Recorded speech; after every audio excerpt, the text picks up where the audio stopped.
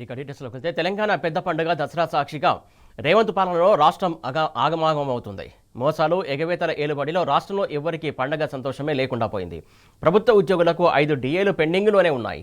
కనీసం college fee reimbursement బకాయిలపై కూడా ప్రభుత్వం మాట మీద నిలబడట్లేదు. దసరా పండుగకు 600 కోట్లు ఇస్తామని చెప్పి మాట తప్పింది. దీంతో వచ్చే నెల 13 నుంచి కాలేజీల బంద్కు మరోసారి యాజమాన్యాలు పిలుపునిచ్చాయి. ఇక ఆరోగ్యశ్రీ బకాయిల ఊసే లేదు. ప్రైవేటు దవాఖానాల్లో పేదలకు వైద్యం అందడం లేదు. పాత పెన్షన్ విధానం తెస్తామని ప్రగల్భాలు పలికిన రేవంత్ రెడ్డి ఉద్యోగులకు ఉన్న పెన్షన్ ఊరగొట్టేలా వ్యవహరిస్తున్నారు. ఉద్యోగుల పెన్షన్ వాటాగా కట్ చేసినటువంటి 5,500 కోట్లను ప్రభుత్వం దారి మళ్లించి వాడుకున్నది. సిపిఎస్ కింద జమ చేయలేదు. కాంట్రాక్టు ఉద్యోగులకు 6 నెలలుగా జీతాలు లేక నరకయాతన పడుతున్నారు. అంగన్వాడీలు, ఆశా వర్కర్లు రోడ్డెక్కినా సర్కారులో చలనం లేదు. కనీసం పండగ పూట ఆడపడుచులకు ఇచ్చే బతుకమ్మ చీరలను సైతం రేవంత్ ప్రభుత్వం ఇవ్వలేదు. కానీ గద్దెనెక్కిన తర్వాత 22 నెలల్లో రికార్డు స్థాయిలో ప్రభుత్వం 2,80,000 కోట్ల రూపాయల అప్పు చేసింది. ఇంత మొత్తంలో అప్పు చేసి ఏం ఉద్ధరించిందని రాష్ట్రంలో ప్రజలు ప్రశ్నిస్తున్నారు.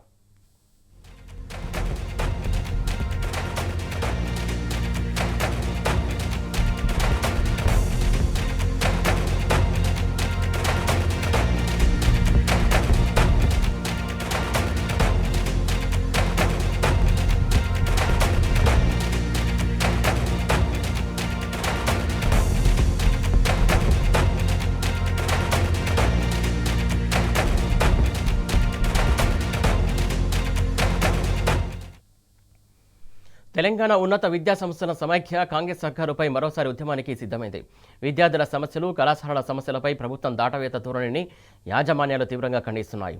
ఈ నెల 12వ తేదీలోపు 1000 కోట్ల బకాయిలు చెల్లించకుంటే ప్రభుత్వంతో తాడోపేడో తేల్చుకుంటామని హెచ్చరించాయి. 600 కోట్లు పత్రికా సమక్షంలో డిప్యూటీ సీఎం గారు, 2 గౌరవ మంత్రులు కలిపి ప్రామిస్ చేసిండ్రు. దసరాకు రాలేదు. ఈ రోజు కూడా చాలా కాలేజీకి రాలేదు, నా కాలేజీ కూడా రాలేదు. మా ఊహ ఏంటంటే 200 కోట్లే ఇచ్చారు అని ఒక అపోహలో ఉన్నాము. సాయంత్రం వరకు 200, 300 చేరుతుంది.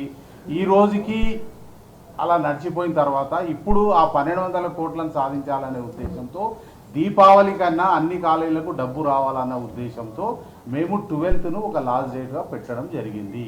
12th వరకు నిజంగానే 1200 కోట్లు రాకపోతే 13th నుంచి కళాశాలల్లో ఉద్యమాలు జరుగుతాయి. ఉద్యమాల్లో భాగంగా కళాశాల బంద్ ఉండొచ్చు, హైదరాబాద్ ముట్టడి ఉండొచ్చు, నిరాహార దీక్షలు ఉండొచ్చు, రస్తా రోకోలు ఉండొచ్చు, రైలు రోకోలు ఉండొచ్చు, అన్రెస్ట్ అనేది డెవలప్ అవుతుంది. దయచేసి ఈ రోజు ఇచ్చిన అమౌంట్ చాలా తక్కువగా వచ్చినందుకు బాధతో స్వీకరిస్తూ ఇంకా చాలా మందికి రాలేదు. ఆ మొత్తం 1200 కోట్లు దీపావళి లోపల సాధించడంలోనే భాగంగా 13th నుంచి ఉద్యమ బాట పట్టబోతుంది.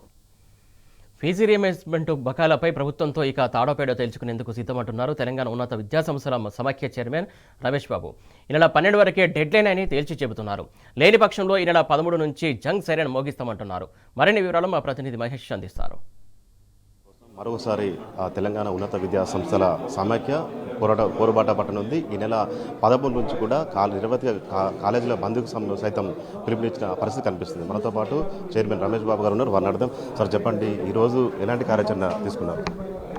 అంటే మేము నిన్నటి వరకు కళాశాలకు డబ్బు వస్తుందని వెయిట్ చేసినాము. ఆ డబ్బు రాకపోవడంతో కళాశాలలు చాలా ఇబ్బందులకు గురయ్యాయి.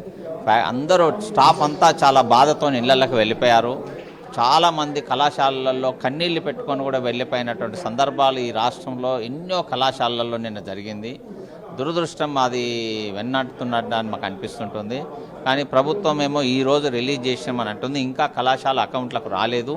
వచ్చినా కూడా వాటితో ఏం యూజ్ ఉండదు. పండుగ అనేది ఒక చాలా చాలా బాధాకరమైనటువంటి సంఘటనగా ఈరోజు కళాశాలల్లో నిలిచిపోయింది. మళ్ళీ ఇటువంటి పరిస్థితి దీపావళికి రావద్దు. కాబట్టి దీపావళికి వచ్చే అమౌంట్ అన్న అట్లీస్ట్ మా వాళ్ళందరూ సంతోషంగా ఉండాలని, వాళ్ళందరి డబ్బును కనుక టైంకు కనుక ఇవ్వాలని చెప్పేసి ఆ టైంలో కనుక 12వ తారీఖు అని చెప్పేసి మేము అనుకున్నాం. అంటే 10 రోజులు మొదలు ఇస్తే అట్లీస్ట్ దసరాకి ఎవరు షాపింగ్ చేయలేదు, ఏమీ చేయలేదు. అట్లీస్ట్ దీపావళి కన్నా కూడా ముందు ఇస్తే వాళ్ళందరూ హ్యాపీగా ఉంటారని చెప్పేసి మేము ఆలోచించుకుంటూ 12వ తారీఖు లోపల ప్రభుత్వం ఇవ్వాలని, 12వ తారీఖు లోపు ఇవ్వకపోతే ఇప్పుడు కనుక మేమైతే కన్వీన్ చేస్తున్నామో ఫ్యాకల్టీని, అప్పుడు కన్వీన్ చేసిన వాళ్ళు వినరు కాబట్టేసి ఆ 13వ తారీఖు నుంచి మేము స్ట్రైక్లో వెళ్ళిపోవాలని చెప్పేసి నిర్ణయించాం. గత నెల 15న స్వచ్ఛందంగా ఒక రోజు మొత్తం కూడా నిరవధికంగా బంద్ విజయవంతంగా పూర్తి చేశారు. ప్రభుత్వం దిగి వచ్చింది. సో అర్ధరాత్రి వరకు కూడా చర్చలు జరిపారు. దసరాకు 600 కోట్లు, దీపావళికి 600 కోట్లు. ఎందుకు విఫలమైందని మీరు భావిస్తున్నారు? ప్రభుత్వం డబ్బు అడ్జస్ట్మెంట్ చేయడంలో చాలా కష్టమవుతుంది. వాళ్ళ కళాశాలల మీద వేరే అటువంటి ఉద్దేశం లేదు అని చెప్పేసి అయితే మేము అనుకుంటున్నాము. దానివల్ల మేము నష్టపోతున్నాము. కానీ మేము కాదు కదా, ఇలాంటి కళాశాలలో వేల మంది అధ్యాపకులు, నాన్ టీచింగ్ స్టాఫ్ వీళ్ళందరూ ఉన్నారు. వాళ్ళందరూ బాధలకు గురవుతున్నారు కాబట్టి అనివార్యమైనటువంటి పరిస్థితులలో మేము ఈ డిసిషన్ తీసుకోవడం జరిగింది. ఇది మొత్తంగా చూస్తే దాదాపు 12 తర్వాత తమ కార్యాచరణ ప్రకటిస్తామని చెప్తున్నారు. మనతో పాటు ఇంకో యజమానులు చెప్పండి సార్, ఎట్లా ఈ 12 తర్వాత కూడా డెడ్లైన్ పెట్టారు మరోసారి. మొన్న 600 కోట్లు దసరాకు రిలీజ్ చేస్తామని చెప్పారు, రిలీజ్ చేయలేదు. ఏం చెప్తారు గవర్నమెంట్కి? ఎట్లా అయితే మీరు 3 మంత్రులు, chief secretary, financial principal secretary, రాష్ట్ర ఉన్నతాధికారులు అందరూ వాళ్ళతోటి జరిపిన చర్చల్లో ప్రతిఫలంగా వాళ్ళే స్వయంగా పత్రికాముఖంగా 2-3 రోజుల్లో, అంటే 15వ తారీఖు మేము వాళ్ళతో మీటింగ్ జరిగితే 2-3 రోజుల్లో మేము 600 కోట్లు, దీపావళిలోపు 600 కోట్లు రిలీజ్ చేస్తూ మిగతా డబ్బులన్నిటికి కూడా టెంటివ్గా ఒక షెడ్యూల్ తయారు చేస్తామని మమ్మల్ని నమ్మండి అని చెప్పారు. కానీ 2-3 రోజుల్లో చేస్తున్న డబ్బుల్ని నిన్నటి వరకు కూడా రిలీజ్ చేయకపోవడం వల్ల దీపావళి పండగకు ఎవరికి కూడా జీతాలు వేయలేని పరిస్థితి దసరా పండగలో వచ్చింది. దీపావళి పండగకైనా మేము పూర్తి జీతాలు, జీతభత్యాలు అందరి ఉద్యోగులకు ఇచ్చేటట్లు చూడాలని చెప్పి కోరుకుంటున్నాము. 12వ తారీఖు వరకు కనుక వాళ్ళు ప్రామిస్ చేసిన 12 కోట్లో మిగతా డబ్బులు ఇవ్వకపోతే తర్వాత కమిటీలో ఏ నిర్ణయం తీసుకున్నా ఆ నిర్ణయం ప్రకారం ముందుకు వెళ్తామనేటువంటి ఆలోచిస్తున్నాం. ఇది మొత్తంగా చూసినట్టయితే ఇక ఈ నెల 12వ తారీఖు లోపు మిగతా పెండింగ్ బాకీ దాదాపు 1200 కోట్లు రిలీజ్ చేయకపోతే దశల వారీగా తమ పోరాటం కావచ్చు, ఉద్యమాన్ని ఉధృతం చేస్తామని కూడా ప్రైవేట్ కాలేజీల యజమానులు చెప్తున్న పరిస్థితి కనిపిస్తూ ఉంది. కెమెరామెన్ శ్యామ్తో మహేష్ టీ న్యూస్, హైదరాబాద్.